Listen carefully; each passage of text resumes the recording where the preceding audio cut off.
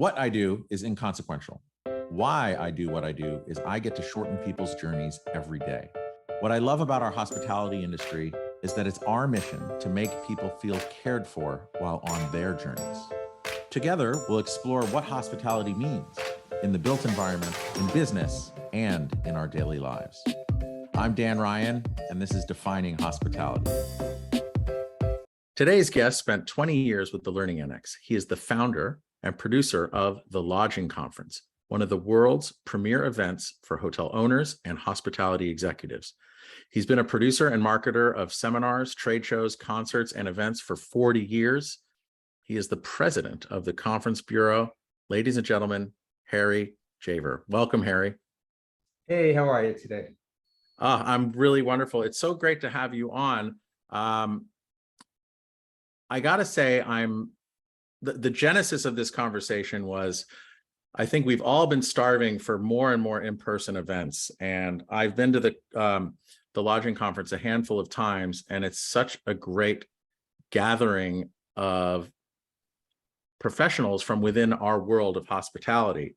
And I was thinking about, especially on the one, like having done this podcast for a year and really focusing on defining hospitality, what a great way it would be to come back into the industry and go see everyone and shake hands and hugs. And I'm just exhilarated and excited. And I just wanted to kind of have you on to really learn about, like, how did you come from the Learning Annex of 20 years, which is massive, right? And then really coming into finding this appreciation and attraction to hospitality.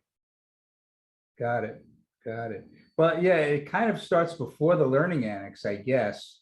I was lucky in that I found a passion for what I wanted to do early. So I was in college. I went to Stony Brook University on Long Island. And what I discovered was the school had an amazing concert program.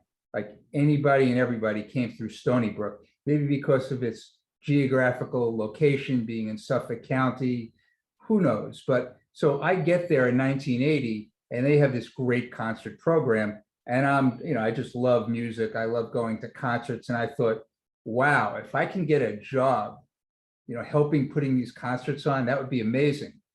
And it turns out that one of my brothers, my older brother's best friends, was one of the heads of the concert program. Really? So that was nice. And his name is Keith Commander. And he said, okay, well, yeah, we'll give you a shot. I don't know if you'll last, but we'll give you a shot. And so he gave me the opportunity. And I started out, literally hauling garbage and cleaning up after the concert and setting up the staging and the mats and, really hard, long hours, grueling work. And that was the start. And then I worked my way up and I got on the executive committee, actually planning the concerts, running the work crews and whatnot. And we did, anybody came through Stony Brook, including, we had Bono, James Taylor, the Go-Go's, anybody that was Really? kind of on the way up, or I hate to use the word on the way down, but had peaked at some point, Santana, came through Stony Brook in those 4 years. So it was a great experience. And I came out and I thought, all right, well, I guess I'm going to go to law school. I'm a poli-sci major because, right, you're 20 years old. You don't know what you want to do. So yeah, I'll go to law school. And that, long story short, that didn't happen. I worked in a number of different fields to try and see what's out there. Because again, you're 22, you graduate school, which is the problem for a lot of people. What do I do with my life? Well, you don't know. Yeah. So I worked briefly on Wall Street. I worked for a magazine. I worked in a real estate firm. I worked in my family's insurance business. I worked in a law firm as a clerk. And then I just realized, I really love doing those concerts. What could I do? And one day I saw an ad for the Learning Annex, which I knew a little bit about. Okay, they put on seminars. There's this booklet that they advertise. They're looking for a national program director. So I wrote a letter to the founder and Bill Zanker, and I said, look, I don't think I could be your national program director, but blah, blah, blah, and this is what I do, and please, and I look. Anyway, 6 months later, he gave me a job, and he said, look, Wow. you seem hungry. I don't know what you can do, but we'll find out. And getting involved at the Learning Annex at that point was like getting on a rocket ship. In 1986, the company went from being in 5 cities to being in 18 cities overnight, pretty much Wow. the day I joined. And so if you were willing to work hard and you had, a decent sense for business, it was great opportunity. So I worked there. So it's interesting on the concert side. I went to USC out in Los Angeles. And I forget if it was my sophomore or junior year. I was the concerts director. So I'd be in charge. We had the statue of Tommy Trojan out there. And then every Thursday, I believe, we'd book bands to play. And I think I gave Sublime one of their first paid concerts that they did. And we would put on this big spring fair. I absolutely loved it. And mostly because of the music, not so much because of the event. But I think that's a great segue also into the Learning Annex, because I'm really curious about that, because the programming and those catalogs that would come out were just so thick. How much of the programming did you actually partake in, or were there any segments of what the Learning Annex offered that like excited you the most?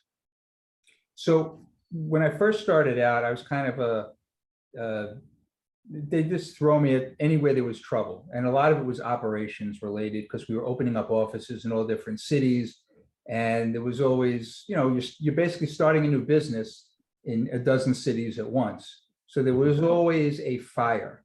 So I spent kind of the first year and a half running from city to city, opening up offices, training people, working on the distribution of that catalog, just learning the operations side of the business. And then at one point, Bill came to me and said, all right, so I want you to focus on programming now. I want you to work with the New York program director. And so I got involved in the programming, and I became the program director. So I was in charge of the entire program in New York. Mm-hmm. And then I became the national program director shortly thereafter, which was kind of funny because that was the original job, which I thought I wasn't qualified for. And when I was offered that position, I felt I wasn't qualified, which I guess the lesson there is, you could always figure it out, So I became the national program director. So to answer your question, I was involved in the whole program every day in 15 cities, figuring out topics, negotiating contracts, dealing with speakers, dealing with agents, putting together the marketing, the advertising, the catalogs, all of it. And did you ever partake in the learning as well, aside from getting it all up and running? Were there any segments or offerings that you took advantage of while you were there? Always. I would go to classes at sometimes, 2 to 4 times a week. Wow. And sometimes on Saturdays. And, all of the music guests were really interesting because I love music. The entrepreneurs, the CEOs, kind of the business focused stuff I was really interested in. Some of the personal growth. I mean, we had every personal growth author under the sun come to the Learning Annex at one point or another. And some of them I really enjoyed. Some of them were a little out there for me. But who was your favorite personal growth educator? Well, I guess if you want to call him personal growth, it would be Tony Robbins. Yes. Okay, cool. There's nobody as good as Tony Robbins. Bernie Siegel, who wrote Love, Medicine, and Miracles back in the mid-'80s, who's a cancer surgeon. And I loved him because he really believed in what he was talking about. And he was really there to help people, and he did help people, and I saw it firsthand. So that was great. And third would be, in terms of personal growth, a woman named Barbara Scheer, S-H-E-R. And she was like a career counselor, but her main message was, everybody needs a strong team around them. And if you don't have a strong team, I'm going to show you how to build one. because if you have a strong team, you're going to be that much closer to succeeding at whatever it is you want to do. And over the years of 20 years, she probably taught 40 times at the Learning Annex at least. So she was. Wow. It's so I completely agree with her. I'm not familiar with her, but it's a truth that just seems to be out there and so prevalent. And then so I'm seeing this pattern of music, congregation, learning, connection, and I guess that there's a natural progression into the lodging conference. But like, if you could find a thread that brings your past experience to what you've created with the lodging conference, like, what do you think, how did you get to that point, or how did you connect the dots to create this lodging conference? If you throw enough things up against the wall, something's going to stick. So at one point, the Learning Annex, after I was there for about 8 years, was sold. I stayed on with the new ownership, and then we parted ways. And I kind of, okay, what's my next step here? What do I do next? And so I knew at that point, clearly, I loved doing live events. I was going to stay out of the consumer side for a while. I had a non-compete and whatever. And I wasn't sure what to do. And somebody suggested to me that I look into trade shows and business events, which I really had no knowledge of at all. So I got a job basically with a conference firm, with a big conference firm that did hundreds of conferences.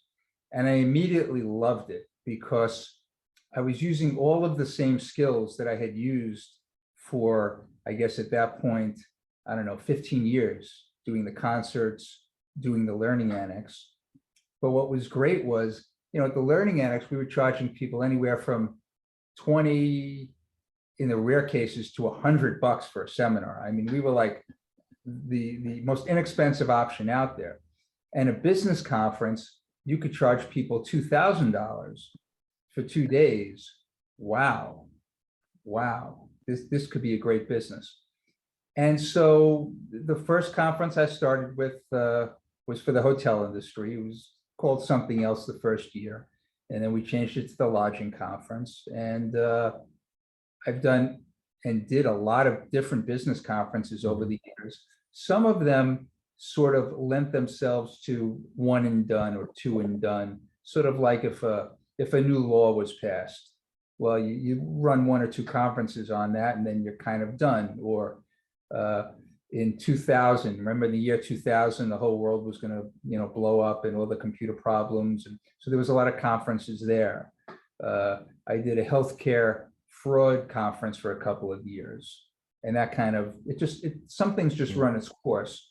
But the lodging conference was designed from the beginning to be an industry event, regardless of the trends, regardless of what's going on in the world. So that's sort of, it has just gone. It has had this amazing run of 27 years.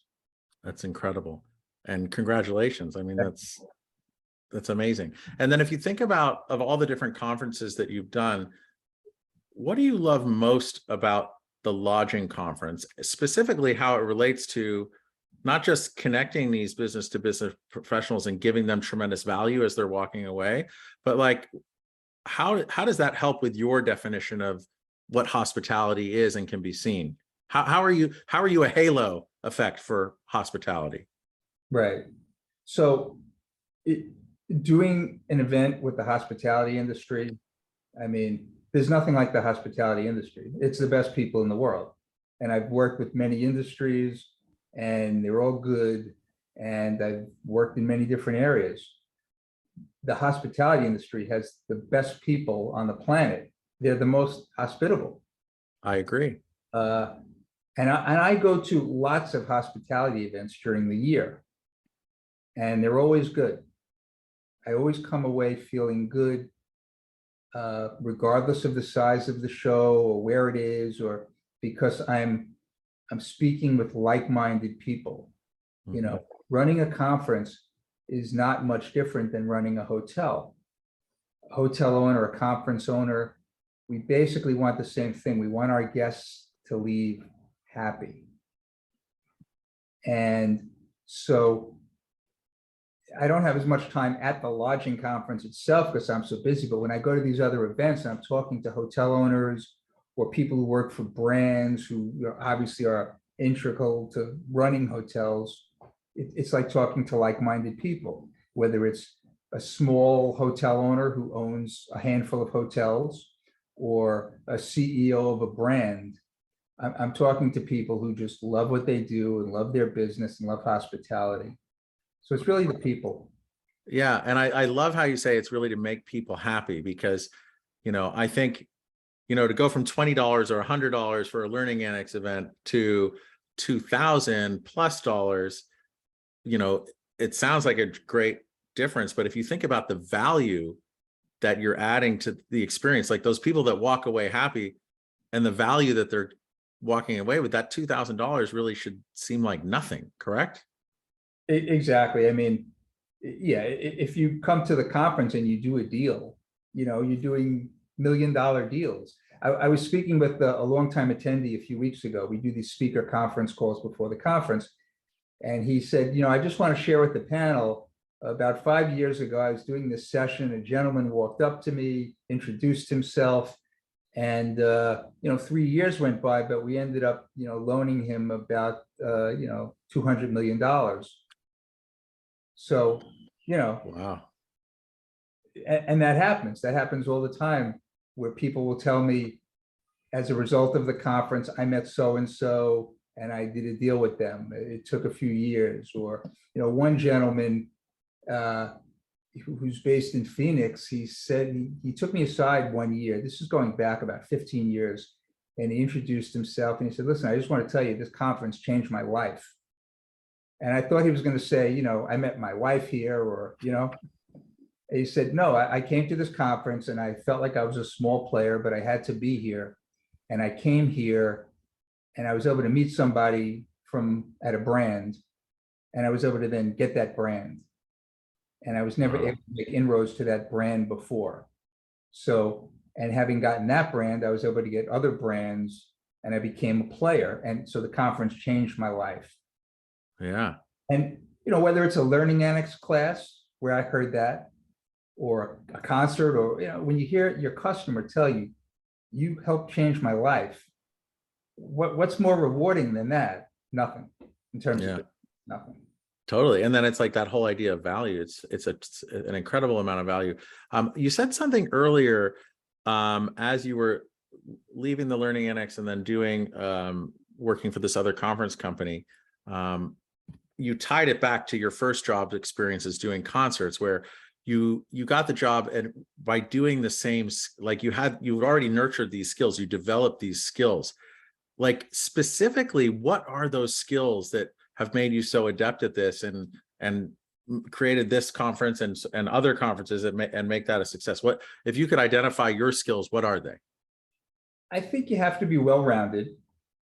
You have to have an innate curiosity in learning new things.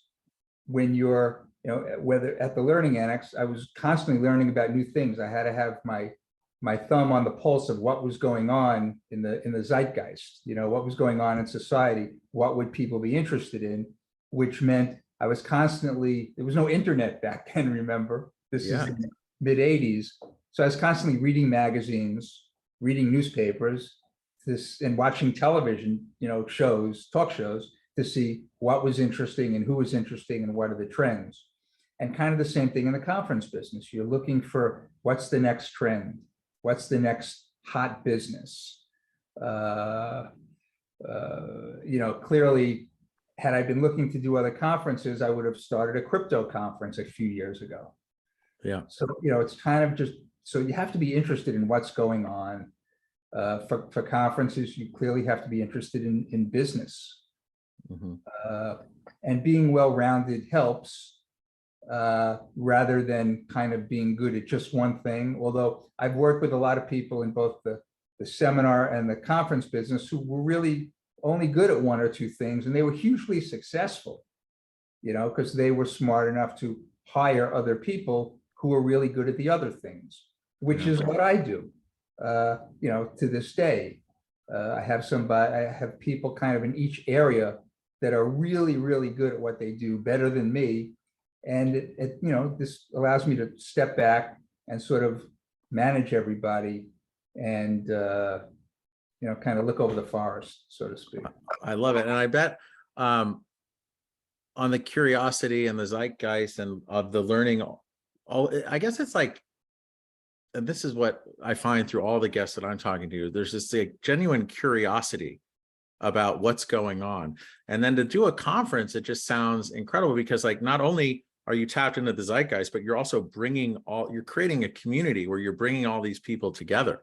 And ideally from a shared background that it can birth new businesses, create new initiatives, and really, I mean, it's tremendously impactful. I'm sure, I mean, I know it is. So it's exciting to hear you share that. As you look back at what our industry has all been through, and for not talking about the pandemic, I want to switch more to like looking forward. Mhm. Like, what's exciting you most as we gear up for the conference and the future?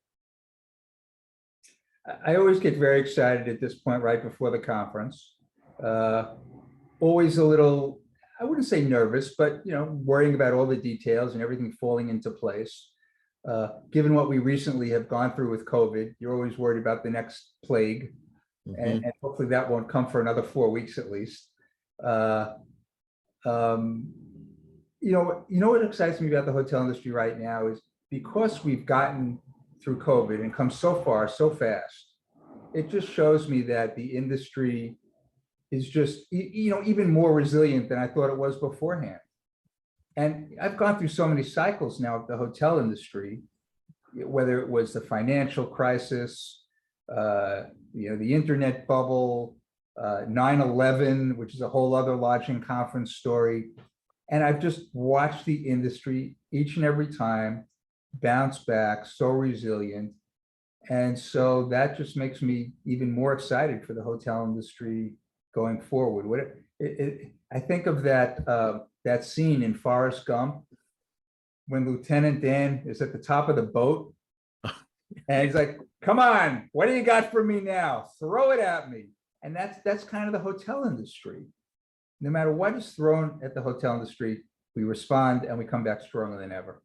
I completely agree. And that resiliency, I think a lot of that resiliency comes from the constant need to reinvent and reconnect and create just new spaces, new experiences, because people's experiences are always changing. And I think out of the darkest times, the best comes out of them. And like in my own personal experience, the first company I started as a grown-up was 2 weeks before September 11th, furnishing hotels. And so that's horrible that the hotel industry just shut down, but I was able to go around it and build relationships and be with people and fly on empty planes for really cheap everywhere and build tremendous relationships on a one-to-one level. Whereas, on the conference side, what's really intriguing about that, it's not a one-to-one, it's, one to many. There's so many like-minded people coming together. I know you touched upon, hopefully not another plague, jokingly, but like, aside from that, what's keeping you up at night now as you're putting one foot in front of the other? Meaning a few weeks before the conference? Yeah, or just in general, like it could be just now within the next couple of weeks or a longer term up at night. I always try to think of when you're planning any event, if you try to think of all the possibilities of what can go wrong, because you've already figured out what you want to go right. Now think about, okay, what can go wrong, and then what's plan B? So if you have plan B in place, then when you have to go with plan B, it's already in place, you've already thought about it, and you just do it. And having gone through canceling a 9/11 conference or being at conferences where a major, a hurricane hit and people couldn't get there, what do you do? or, learning annex events, the speaker for some reason doesn't show up and you have 500 people in the room, what do you do? So I'm just always trying to think of, what's plan B? And I'm always telling my team, okay, I had this call this morning, actually. All right, it's 2.5 weeks before the conference. When you have a quiet moment, go over your list of everything and think of what can go wrong, what's plan B. And just, so you're not worrying, but you're thinking about all the possibilities. Yeah, my dad always said to me, he's like, you always have to hope for the best, but plan for the worst. And I think for me, and going through all those what if scenarios, it can also be like paralyzing, right? So when after you get all of your what ifs out there, Yeah. how do you, like, where do you find the energy from within to not be overwhelmed by the what ifs? Yeah, I don't know. I guess it just doesn't overwhelm me. It just doesn't. I'm just used to it, I think So that's. do you think you developed that muscle just from your whole life experience of just having dealt with all the curveballs that get thrown at you? Oh, absolutely. Absolutely. You just, like anything else in life, you just build up, resilient muscles or whatever. It's kind of like I played, baseball. I played high school ball, I played college ball. And what they would drill into you is, baseball, like all sports, it's repetition. Mm-hmm. So it's the same thing with events. It's kind of repetition. You just get used to it. And, to use the baseball analogy, when that problem comes up, when you see that fastball, that 90-mile-an-hour fastball, well, you've seen it before. Okay, a speaker didn't show up, you know what to do. Okay, there's a hurricane hitting the East Coast, several hundred people aren't going to get there on time. Okay, you just know what to do. And unfortunately, a 9/11 happens, you just know what to do. When it happened, obviously that was like nothing we could have ever expected, just like the pandemic, but we dealt with it. So actually, that's a great line of thinking on the repetition. I love that, because it's how you practice, that is how you perform in the game. But with all those reps, sometimes things can get stale, right? So how do you, in doing all the reps and doing all that, how do you keep innovating and keep everything fresh and new and exciting? I mean, part of it's I have a great team that I work with, including my wife, which is good, because then we're always talking about the conference until it's not good, until Mhm. one of us has to shut it down. So that's good. And my son's involved with the conference, although he, does his own thing. He's been coming to the conference. He's 25 for so long. So it's nice in that it's a little family business. But then the people who help me run the conference, Brent Tinter, Linda Shelmo, the Zulo family, I mean, they've all been working this conference for years and years and years and years. So we have a totally open relationship where if anybody has an idea, just throw it out there. And that helps keep the conference fresh. I think the other thing is I try to be very collegial. So I'm always, we don't have a so-called board of advisors, but my board of advisors is basically anybody who's ever come to the conference. So I'm always open to hearing from people what could be better, what could be improved, what we need to do that we're not doing. So I think, I guess that's how we keep it fresh. Great. And I know innately that you have to keep it fresh. If it's just, even if it's the greatest thing, if you don't change it up, people are going to feel like it's stale. So you're always trying to keep the basis of it, but tweak it. And how did you wind up picking Phoenix? So basically, I knew it was going to be in September because at the time, and pretty much now, there was a big hotel investment development conference in New York, the NYU conference, which has been going on forever.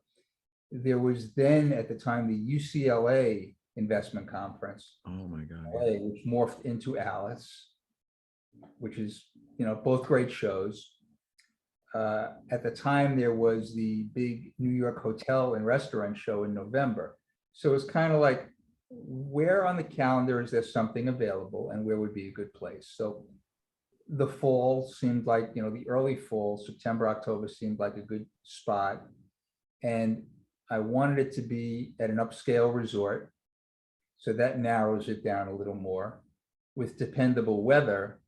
So Florida in September is not dependable. Right. And Hurricane. then we ended up in Phoenix. And at first the thought was, well, we'll move it around. We'll move it around if it works, because who knew if it was going to work. And then the first year was really well received in Phoenix. So we did it again in Phoenix. And then it sort of said, all right, this works. Let's keep it in Phoenix. And people refer to it as the Phoenix Conference Wow. often. Oh. So we're staying there, I think. I think we're staying there. Yeah, it's a great place. It's easy to get to. The weather typically is always great in September. It starts cooling off. You mentioned all those other conferences, and they're all great conferences. I've been to them all. How would you differentiate, like, what's different about the lodging conference from all of the other alphabet soup of conferences that are out there? Yeah, they're all good. And like I said, I get something out of all of them. I go to all of them. We're at a beautiful resort. And it's totally cash, no suits and ties. Don't take it too seriously. So I think all of that means it ends up being more laid back, more fun. We have golf, we have pickleball, we have hiking, we have yoga. We used to have tennis. We're thinking of bringing it back. And we're always looking for new activities to add onto the beginning of the conference, onto Monday morning. So I think that differentiates it. It's fun. Certainly it's, probably, in terms of the NYU conference, so they're more New York focused, more Wall Street. We're a little less of that and more developers. Yeah. I have to say, I had a passport snafu a couple of weeks ago, and I had to fly to Los Angeles, and I stayed with my partner out on the West Coast. I stayed with him for a bit, and he put a pickleball court in his backyard in Manhattan Beach. Yeah. And I've never played pickleball before. And signing up for the lodging conference and seeing that there was the pickleball tournament, I got so excited because it's so awesome. It's so much fun. Good. Yeah. Hurry up. It's going to sell out. I'm registered. Oh, okay, good. I get you. Sorry. Yeah, I'm in. Oh, thank you. for pickleball. Yeah, I haven't tried it yet. I'm a former tennis player, not at a high level, but I used to play a lot, and then kind of now I'm doing other sports. But yeah, everybody's playing pickleball. I mean, it is so hot. Yeah, it's crazy. It's really incredible. I want to go back to your love and passion for music. Yeah. How do you stay engaged with music, and what are some things that you do to feed that and nurture that passion? I go to concerts. I play drums a little bit. I'm always listening to music. And what's the best concert you've been to in a while? Well, I mean, for me, see, I'm a Springsteen nut. Oh. I've seen Bruce close to 200 times. So it's like there's Springsteen and then there's everything else. Got it. So, and he's not been on tour for quite a while now. Did you catch him on Broadway? I did, and that was great. Yeah. I heard that was super personal and just small and intimate and amazing. I unfortunately never made it. Yeah. Being a Jersey boy. You could, oh, you're a Jersey boy. Oh, yeah. Okay. And you could still see it. I think, I don't know, one of the, streaming services has Bruce on Broadway. It might be HBO or one of them, but I highly recommend it. So yeah, I mean, any Springsteen concert is usually, and I've seen him now on 3 continents. Wow. It's just like it's an out of body experience. It's like nothing else. Well, I'm always intrigued and jealous of him because he must be pushing 80 now, right? 49, 73, I think. Yeah. Oh, seven. Okay, so he's in his seventh. He's 73. But when he's up on stage, the amount of energy that Yeah. he is able to summon from within him and run and slide across the stage and do all, I mean, it's incredible. And I want some of that. Whatever he's taken, Right. I want some of. Right. No, exactly. You know, by the end of the show, and you know, the past few years, I've been trying to always get into what, you know, the pit. So you're basically standing the whole time, and you're amidst a crush of people, you know, sweating on one another on Oh, total yeah. strangers. And by the end of the show, I will tell you honestly, he could go on for another hour. The crowd's very happy it's over because we're all spent. So You know, the only other person that I've seen with more energy than that, and you mentioned him earlier, is Tony Robbins. exactly. You go to some of those events that he has, and I'm sure when you were at the Learning Annex, it was much smaller, intimate, but like, I assume, I don't know, was it? Or was they still the big things? Yes and no, and I'll tell you, yeah. Okay, well, where I was going is you go to those events and he's on stage giving it 110% from 10 in the morning until 2 in the morning. And he doesn't leave. He doesn't drink water. He doesn't go to the bathroom. He doesn't eat anything. And I think it just shows that no matter when we all think we're tapped out, there's still a reservoir more. We just need to know how to tap into that almost limitless reservoir. Yeah. No, I mean, Tony's amazing. When I, you know, I had mentioned I left the Learning Annex and went on to start these conferences, and then a whole series of events, I ended up back at the Learning Annex because the company was sold to another person, and then it was sold back to the original founder. And when that happened, the original founder, you know, he asked me to come and help him, you know, try and resurrect the company. Not really resurrect it, but take it in a different direction. And I was already doing the conferences. And I said, you know, Bill, and, you know, we were really good friends at that point. I said, I'd love to do it, but I'm not obviously giving up the conferences. So I kind of did both. So that was kind of my second stint at the Learning Annex. And we took it from doing these small-ish seminars where maybe up until that point, the biggest crowd we ever had was 1,000 people. So we started doing these investment expos, these real estate and wealth expos.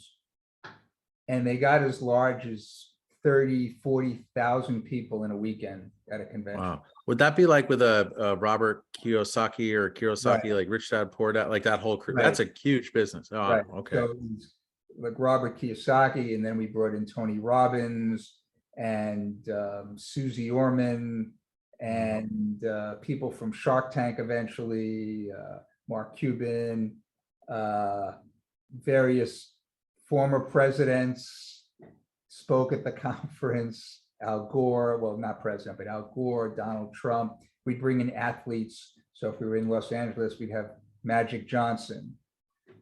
If we were in Chicago, we'd have a famous athlete from Chicago. And, you know, same thing in New York. And the Learning Annex was on the marquee for that. Like you guys were the organizer of it? Yeah, it was the Learning Wow. Annex, Estate and Wealth Expos. And those were just extraordinary events. I mean, the largest events I was ever involved with, because we would have at a convention center 3 days long and people would show up online at 6 a.m. and it wouldn't end till 1 in the morning. We'd have 15 different breakout rooms going at once, an exhibit hall, a general session with literally 10,000 people at the Javer Center or the Moscone Center. It was like nothing else I've ever been involved with. A lot of fun, a lot of hard work, a lot of great people, a lot of great stories. Oh, I can only imagine. Yeah. Wow, that's so incredible. But again, I think despite the mass and that business to consumer and like the celebrity and all that, if you put that on a scale, right, you have that side there and then you have hospitality here. Which one is heavier for you? I mean, they're equal. They're both equally rewarding. And it gets back to, you know, changing people's lives. People would come to these expos and, you know, after hearing Tony Robbins, and he would just give us his sort of 3-hour program. because there were other speakers. He couldn't do the 12-hour Tony Robbins program. But again, you're changing people's lives. So people would get investment advice and then they take that advice. I had a friend, a good friend from high school, and he came to one of the events and he told me years later that, coming to those expos, Harry, made me finally go and invest in a property. I finally got off my butt and did it. And then he invested in more properties and he did really well. So, it just, again, it's back to changing people's lives. Okay, I love the changing people's lives and that idea of impact.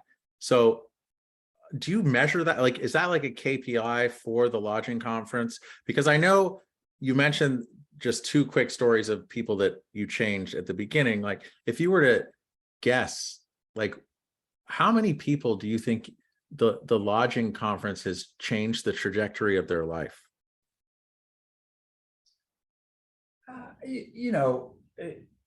Certainly hundreds. I mean, we're talking change the trajectory of their life is a really big. Yeah. Help them in business, thousands. Help them develop client, thousands and thousands of people. Help them sell hotels, whether they're on the brand side or the broker side. Help them, get a new hotel built. Help them find clients, thousands and thousands and thousands of people. Change the course of their life. Yeah, probably hundreds. That's incredible. Hundreds. Yeah. Wow. That's inspiring. And thank you for sharing. And if people want to learn more about you, Harry, or the Lodging Conference, like what's the best way for them to get in touch or learn more? And we'll put it all in the show notes for you. Lodging Conference, very easy, lodgingconference.com. And for me, just connect with me through LinkedIn. Awesome. We'll definitely be sure to put all that up there. And I want to just say thank you for your time. I know how valuable time is for everyone, and I'm just very grateful that you bestowed some of your time for me and all of our listeners to help shorten their journeys by the impactful events that you're putting on. So thank you, Harry. My pleasure. Love doing this type of thing. And, I guess one final thought is I'm really lucky. I found something I love. It's been successful. It's been rewarding. You reach a certain point, you really want to give back. And so this is a form of giving back. And it's a form of, it's good marketing for the conference. All good. Thank you for having me. I really appreciate it. Oh, it's my pleasure. It's all of our pleasures. And also, I want to thank our listeners as well. As I keep saying this, and I'm just humbled each and every week. We keep growing every single week, and it's all word of mouth. So if this changed your idea or helped you want to break some inertia and go network and meet some other people, please share this with a friend. And we thank you, listeners. So thank you, everyone, and we'll catch you next time.